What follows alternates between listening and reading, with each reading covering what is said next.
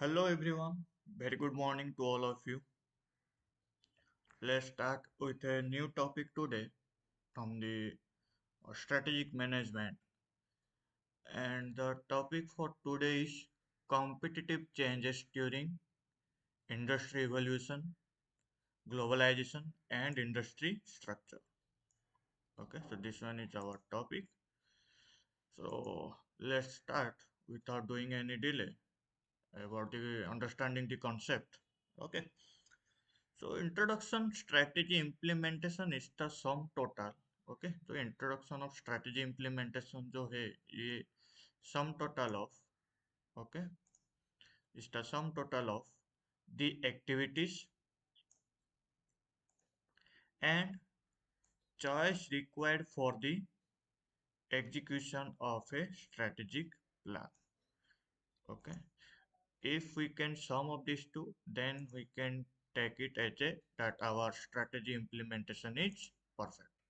Right.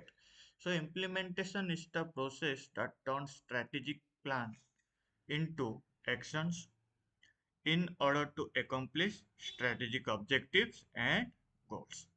It is the process by which objectives, strategies, and policies are put into action through the development of programs, budgets, and procedures. Okay. I think if you are not understanding again I can go for that. That implementation is the process, right? Implementation is the process that turns strategic plan into ये जो strategic plan को किस में convert करेगा into actions in order to accomplish strategic objective and goals, right? And it is the process by which objectives, strategics, okay, objectives, strategies, and policies, okay, ये तीनों are put into action. ये तीनों चीज in the action itself to put through the development of the program. अगर ये तीन चीज को लेके आप अगर एक्शन नहीं लेते हो तो there is a less chance of that your program will be developed or program will be successful. Or okay, and as well as what we have to consider that of programs, budgets, and procedures. Although okay, implementation is usually considered after strategy has been formulated. Implementation is a key part of strategic management and strategy formulation and strategy implementations. Okay, strategy formulation and strategy implementation should thus be considered as two sides of the same coin. Okay, जैसे कि एक coin का to double side होता है, एक head and एक tail, right? So any type of evaluation when we do for the strategic in a strategic format or whenever it comes to the implementations, then it should be two side of the company, like one is the formulation of the strategy and the after the formulation is the implementation of the strategy. Then only we can get that our strategy implementation or the strategic process of whatever we do in the part of the organization for our for the requirement, it will be successful. Then poor implementation has been blamed for a number of strategy failures. Okay, I am highlighting this. Okay, poor implementation, what it means, poor implementations, that whatever you implement, if it's not in a strategic format, or you can say that the implementation part is in a poor in nature, then it then blamed for a number of strategies failure. Whatever the strategy you are making, it will be failing only because that your implementation part is weak, you are implementing poor strategies, right? So studies show that half of all acquisition fail to achieve what was expected of them, and one out of four international venture, okay, one out of four international venture does not succeed. The most mentioned problem reported in past post merger integration were poor communication. The reasons are, it may be poor communication, unrealistic synergy expectations, structural problems, missing master plans, lost momentum, lack of management commitment, and unclear strategic fit. So these are the reason you can say that or you can say the failure part or the problems, okay, which can play the roles for not succeed of any strategic formulas or creating any what creating the problems, okay, to make the strategic failure or make the implementation is poor. These are the reasons by the we can see if these things are happen, then whatever the implementation will do, then with this kind of implementation our implementation will be failure. And in the studies what it show that 1 out of 4 international venture मतलब 4 में से एक venture में ऐसे problems दिखाई देता है. According to Fortune magazine, 9 out of 10 organizations fail to implement a strategic plan for many of the reasons. Like, what are the reasons? Like, 60% of the organization don't link strategy to budgeting. 75% of organizations don't link employee incentive to strategy. 86% of business owners and managers spend less than 1 hour per month discussing this strategy. And 95% of the typical workforce doesn't understand their organization's strategy. So, okay, so this is the report comes from the Fortune magazine to which can what you can say the reflect of the what kind of percentage of organizations and what are the types and variety of problems they are making during the strategy formulation. Then next come to a survey of 93 Fortune 500 companies revealed that more than half of the corporation experienced the following 10 problems which they attempted to implement a strategic changes. Okay, so these are the problems. These problems are listed in order of or frequency. Right, the first one is implementation two more time than original plan. Unanticipated major problem arose. Activities were ineffectively coordinated. Competing activities and crisis took attention away from implementation. The involved employee had insufficient capabilities to perform their job. The employees, those who are involved in any type of project or any type of work, and if they have not capabilities of doing such things which is required by the company, then it will be reflect in the performance that their job will be not performed well. So at that time there is a problem. Then lower level employees were inadequate trained. If they are not trained well or groomed, then there is a their quality of this employee will be decreases. And uncontrollable external environment factors created problems.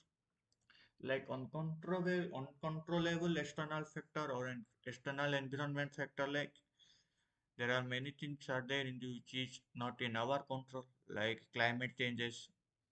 Okay, जैसे कि lockdown हो गया 2000 in the period of COVID-19. Okay, so these are not in our control. Okay, so if anything's happened uncertainty, okay, and it if it's not in the control of any human part, then that will be create a problem. Departmental managers provided inadequate leadership and direction. Key implementation tasks and activities were poorly defined. Then the information system inadequately monitored activities. Lack of ownership accountability, lack of empowerment, lack of communication, getting mad in the day to day, an overwhelming and meaningless plan, annual strategies, and no progress report. So these are the something we get the problems in a survey of where you can see the 93 Fortune 500 companies revealed that more than half of the corporations experience the types of problems, okay, which can create an attempt to implement a strategic change. Okay,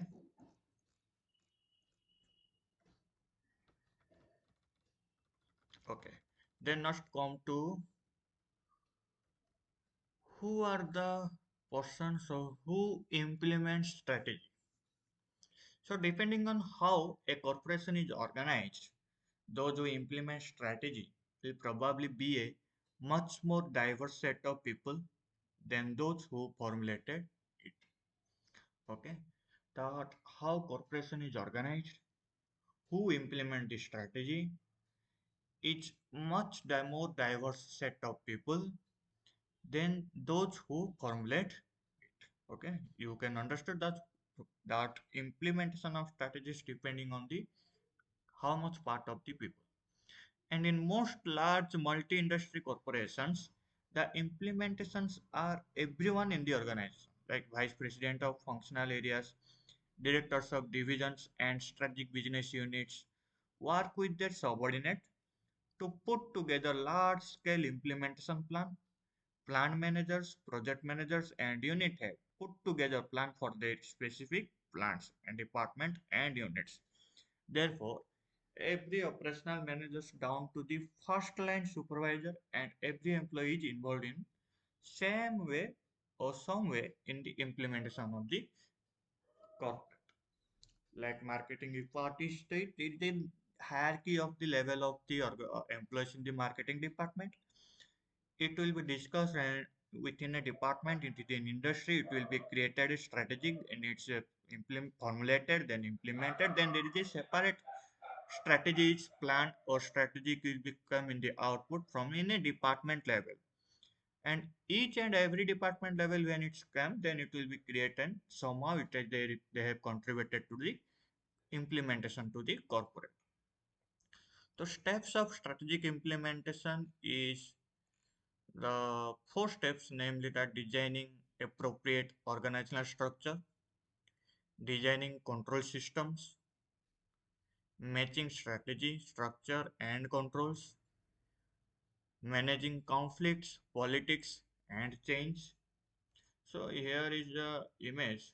You can see the step by step that would come first and who comes in the fourth part, like steps in strategy implementation, the designing appropriate organizational structure, then designing control system, then in third it comes matching strategy, structure, and control, and in the fourth part it's showing it's that managing conflicts, politics, and change. Now coming to the next part, implementing strategy through organizational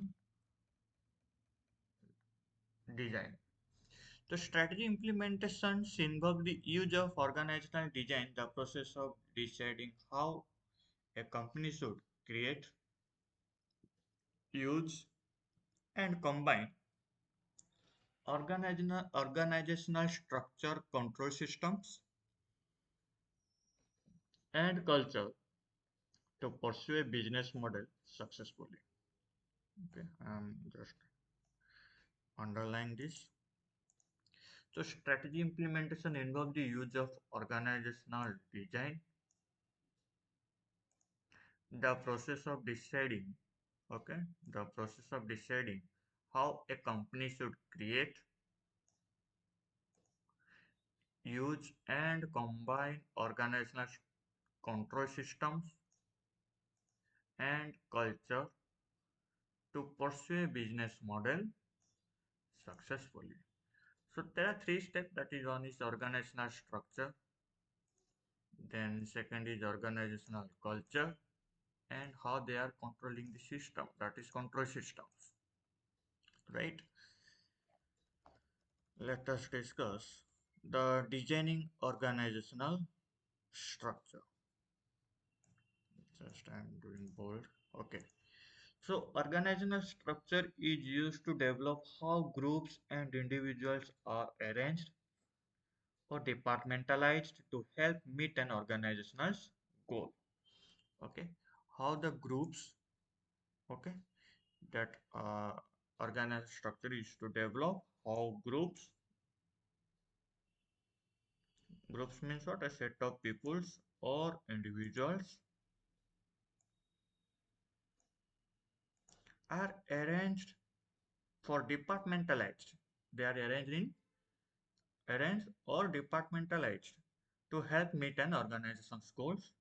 It defines a reporting structure, jobs, compensation, and responsibilities for each role. Designing an organizational structure requires consideration of an organization's value, financial business goals, right? It should allow for growth for the organizations and the ability to add additional jobs or departments. An organizational structure should satisfy the requirements of the business.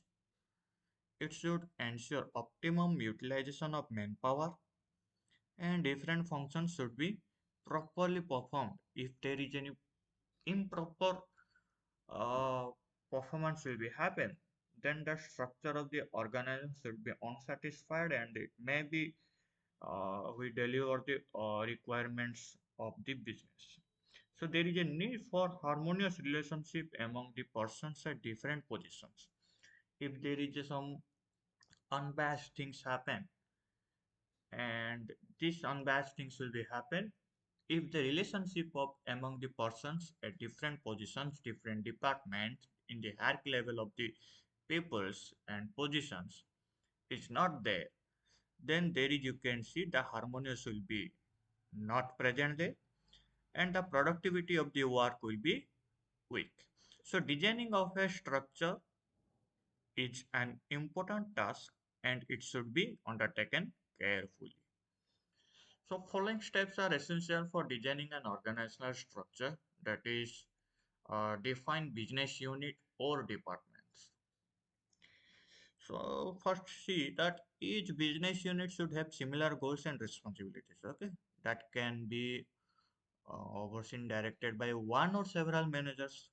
Okay, each correct department, correct business unit may several director members or managers are there.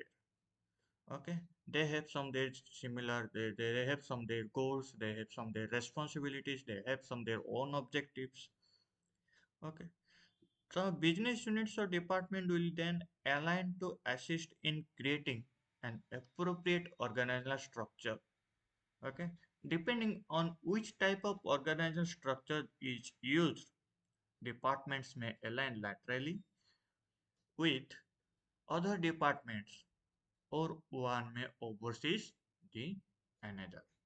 So it should be that the each and every department will be linked with themselves to finding or mutually they can so that get an what organizational goals or responsibilities, right?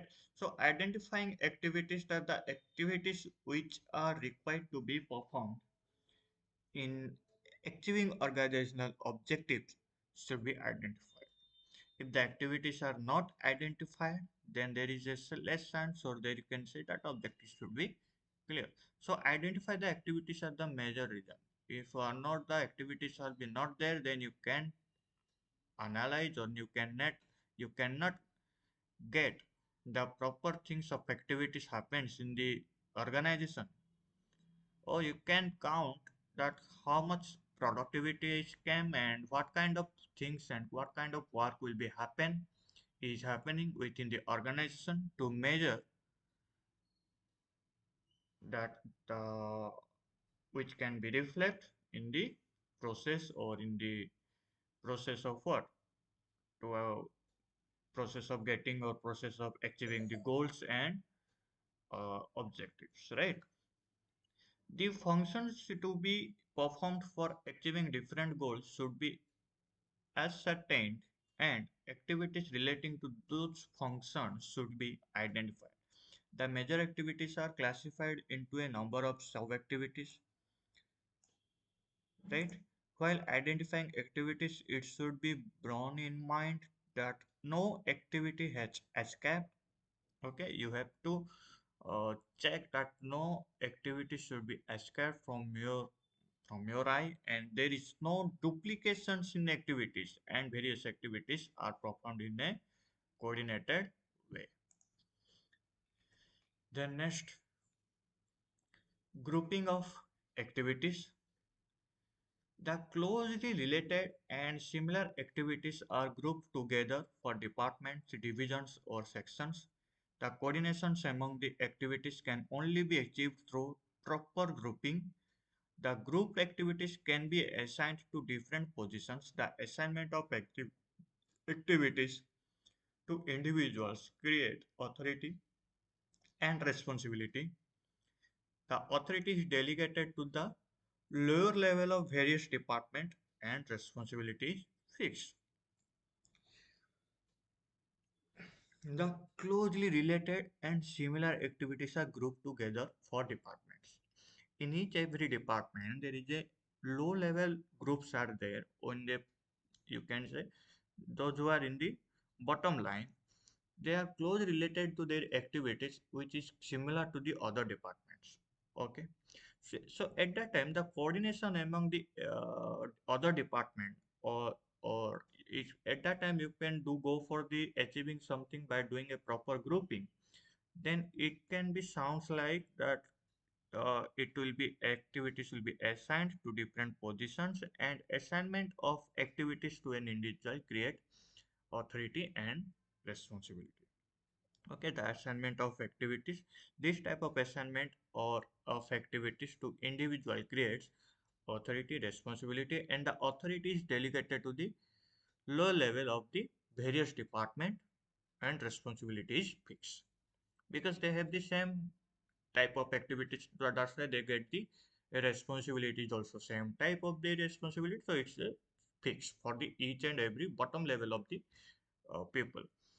Then delegation of authority, that is an administrative process of getting things done by others by giving them responsibility. When different positions are created in the organization, then work is assigned to these persons. For getting the work done, there is a need for authority, and the authority is delegated to different person in the accordance with the assignment of responsibility. Through the process of delegation, authority structure is created in the organization defining who will formally interact with whom, right?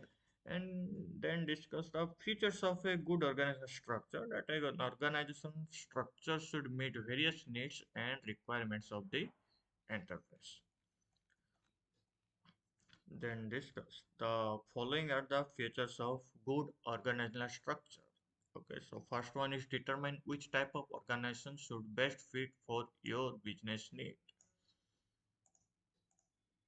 Okay, so see, there are several types of organizational structures to ensure an organization can successfully function with its reporting structure as found if necessary and successfully meet its goal. For example, if your organization is small, then it may simply require the organizational structure be broken into departments such as production, HR, finance, marketing, and your organization business type units also operates which different will determine the types of organizational structure to choose.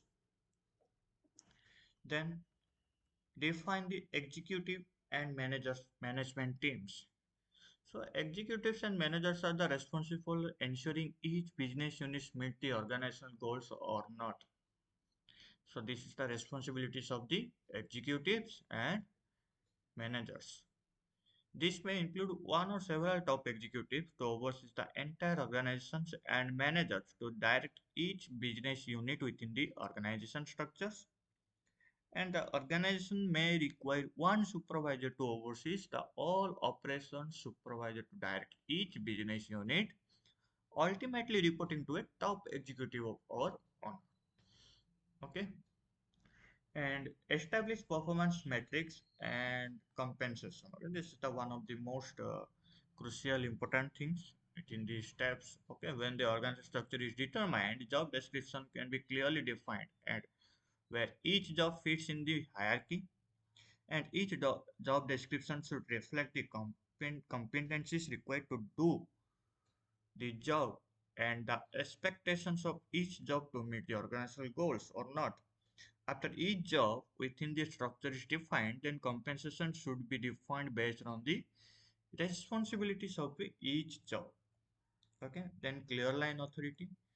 There should be a clear line of authority from top to bottom. Okay, so that the delegation of the authority should be step by step and according to the nature of work assigned. Everybody in the organization should be clear about its work authority delegated to him. In the absence of the clarity, there will be confusion, friction, and conflict. If it's not a line of authority is not clear, then it can be create some of the confusion. You can't do the things in the structure format, and conflict situation will be created. Then adequate delegation of authority. Okay, so delegation of authority must be commensurate with the responsibility assigned. If the authority is not sufficient for getting the assigned task, then the work will not be completed. Sometimes managers assign work to subordinates without giving them proper authority. Okay, so it's happened. कुछ कुछ company में ऐसा हो जाता है.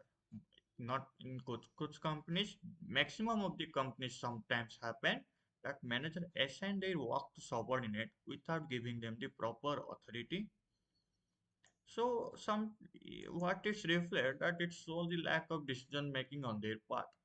Because जो जिसके लिए बना होगा अगर वो काम नहीं करेगा then and वो काम अगर किसी आप किसी दूसरे को दे देते हो without any kind of proper authority, then there is a chance of lacking back in the point of making decisions. You can say that decision making is not be good at that time. So an adequate authority will create problems for the subordinates because they may not be able to accomplish the task. May not able to be They may not able to be accomplish the task. Why? Because the managers essentially work to subordinates, and subordinates work is different from the managers. Okay, then less managerial levels. As far as possible, minimum level of management may be created. More the number of these levels, more the delay in the communication. Okay, as possible as जितना कम level में management will be created उतना clear communication will be happened in each level so that there is a less chance of getting any conflict situation. As far as possible of minimum level of management may be created, more the number of these levels, more the delay in the communication, and it will take more time to convey the decisions from the top line to bottom line. Similarly, information from lower level will take much time in reaching to the top. Vice versa, like the time required to communication between from top to bottom is same as the time taken from bottom to top will be high or it can take more time. So the number of managerial levels depends upon the nature and scale of operations. No specific number of levels may be specified for each and every concern, but efforts should be made on made to keep them at the minimum. Right? Then span of control. So span of control refers to the number of people a manager can directly supervise. Okay, a person should supervise only that number of subordinates to whom he can directly keep under contact. The number of people to be supervised may not be universally fixed because it will be influenced by the nature of work. Efforts should be made to keep a well managed group under a supervisor, otherwise, there will be inefficiently and low performance. Okay, then simple and flexible. Okay, simple and flexible. Let us discuss the things. Okay, so organization structure should be very simple. There should not be unnecessary levels of management. A good structure should avoid ambiguity or confusion. The system should also be flexible to adjust according to the changing needs. There may be an expansion or diversification which require classifications of duties and responsibility. So the organized structure should be able to incorporate new changes without altering the basic elements. Okay, the following basic aspects which require a strategist attention while designing the structure, that is differentiation, integration, bureaucratic cost, okay, and allocating authority and responsibility. So when a company startups, the only employees may be just the founder and a part-time assistant. After a time, if all goes well, then the company will think about to grow and new and existing employee will need to know their responsibility and who they report to. Right. So an organized structure so this along with the relationship between employees. So this is often shown in a diagram called an organogram. So an organization structure specifies three key components that are enumerated below. Okay, so first one is the identification, the formal reporting relationship, including number of levels in the hierarchy and the span of control of managers. Then it specifies the grouping of individuals into departments and of departments into total organizations. Okay, so it consists of designing of systems to ensure effective communication, coordination, and integration of the efforts across departments. So next, the competitive changes during. Okay, so industry structure in strategic management. Reflects that the in strategic management, understanding competitive changes during industry evolution and the impact of globalization industry structure is crucial for firms aiming to maintain a competitive edge. So these concepts are analyzed through various strategic lens and such as industry life cycle models, competitive dynamics, and globalization forces. So it involves understanding how industries evolve over time and how globalization reshapes industry structures. Businesses must adapt to these changes to maintain a competitive advantage. Okay, so there are two key aspects of strategic management. That is, first one is competitive change during industry evolution and globalization and industry structure. So when it comes to the competitive changes during industry evolution, that how industry changes over the life cycle and how companies must adjust their strategies. At the second part, how globalization impact competitions, industry structures, and strategic decisions making. Okay, so this explanation will cover these topics in depth, exploring frameworks, key drives, and strategic implementation. So, like the competitive changes during industry evolution. Let us discuss the first point. Okay, competitive changes during industry evolution. So, industries are dynamic and go through different stages of development from emergence to decline, right?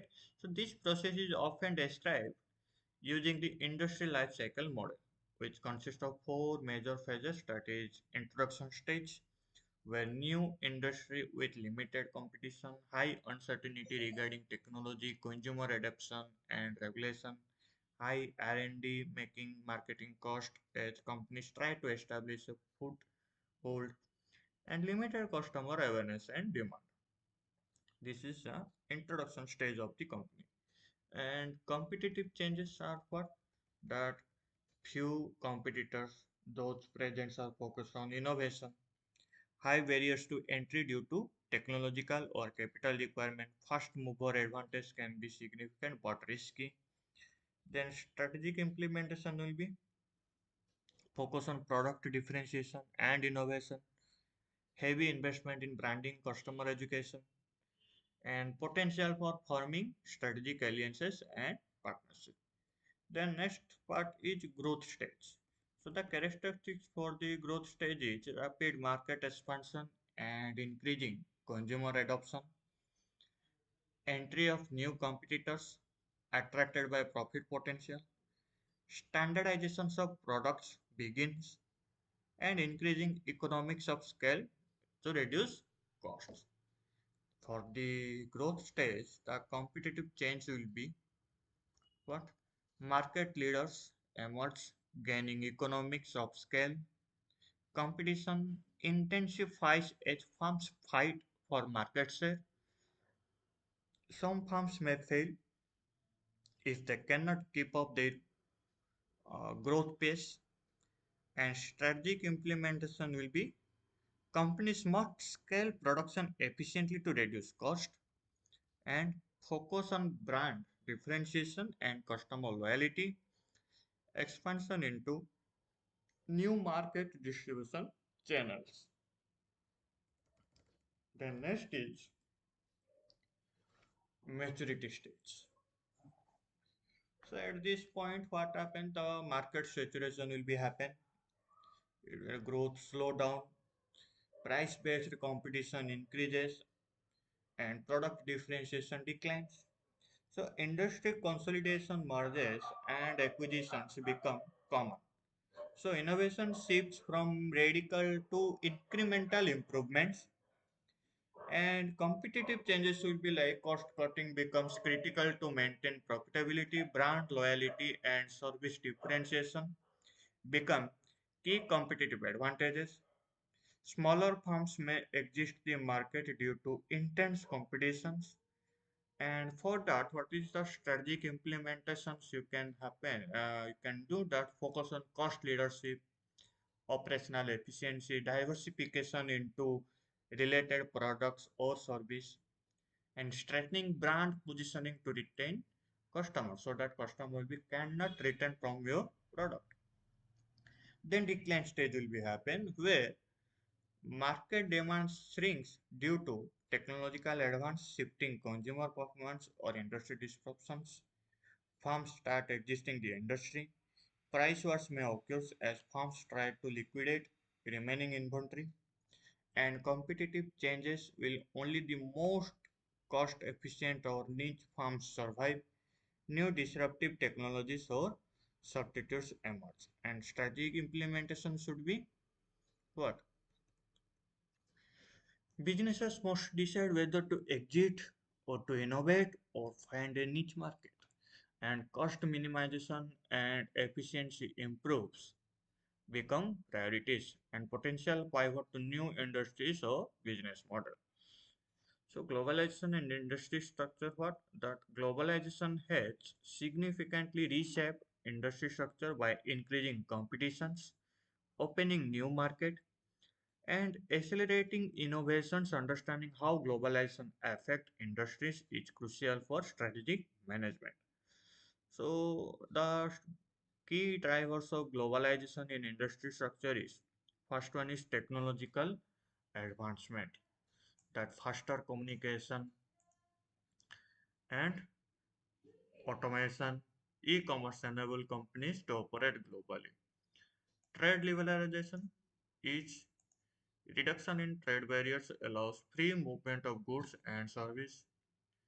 Economic integration clarifies that regional trade agreements like NFTA, EU foster cross-border business activities. Global supply chains firms outsources production to low-cost regions, optimizing efficiency. And consumer homogenization is growing. Middle class consumer worldwide demand similar products. So effect of globalization on industry structure is here, and in the tabular formal is showing that. So what are the factors here and what are the impact on industry structure will be here. So in the factories increased competition, then there is a impact of more international farm center markets, leading to price and innovation battles. If the factory's market expansion, then there is an impact of companies gain access to larger customer base, enabling economics of scales, and supply chain restructuring factor will be impact the firms relocate production to cost effective locations, optimizing efficiency. And if the factor is regulatory complexity, then the impact is companies must navigate varying trade laws, traffics, and local regulations. And technology transfer is knowledge and innovation speed, quickly shortening product life cycles. Right. And in the last video, we already discussed about the Porter's five force model, that how it's uh, what how in a global context is applied. So it's basically given by Michael Porter's. Okay, which helps analyzing industry structure and competition, globalization affect each force differently. So there is no need to explain again. If you want to make it in a proper explanation, just go back or just watch the previous section of the Porter's five force model, where it's all explained the threat of new entrants, bargaining power of supplier, and bargaining power of buyers, threat of substitutes, and industry rivalry. Then strategies to complete in a globalized industry. So firms must adopt strategic approaches to navigate globalization successfully. So there are some key structures is there that global standardization strategy, where it's like offering uniform products worldwide with minimal regional adoption. So Apple sells standardized iPhone globally with only minor regional variations. So advantage is what happened, the cost saving due to large scale production, and challenges may not cater to local preference. Localization, it means the customizing product service to fit local market needs. So for example, McDonald's offer unique menu items in different countries. So advantage that higher customer satisfaction due to cultural relevance, and increased operational complexity and cost will be challenged. Then cost leadership strategy should be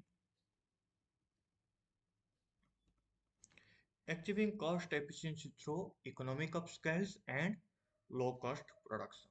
For example, Walmart optimizes its global supply chain to offer low prices.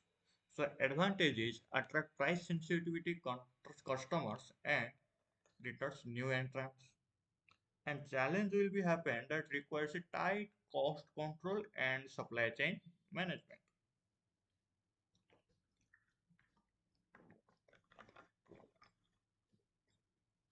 Then differentiation strategy.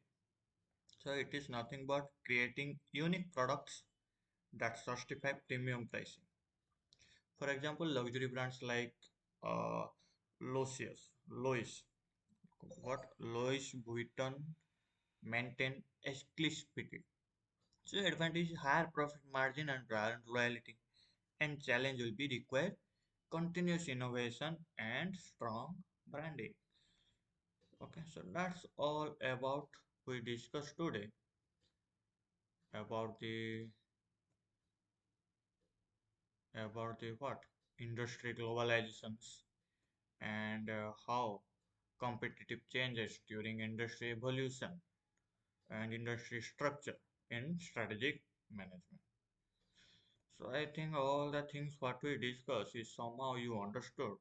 And if you want to make it note, you can make it in your note down in your notebook and highlighting the points. And there is a high chance of getting questions from your exams. So that's all about the today's section. With this, I'm signing off for this today's section. See you in the next class.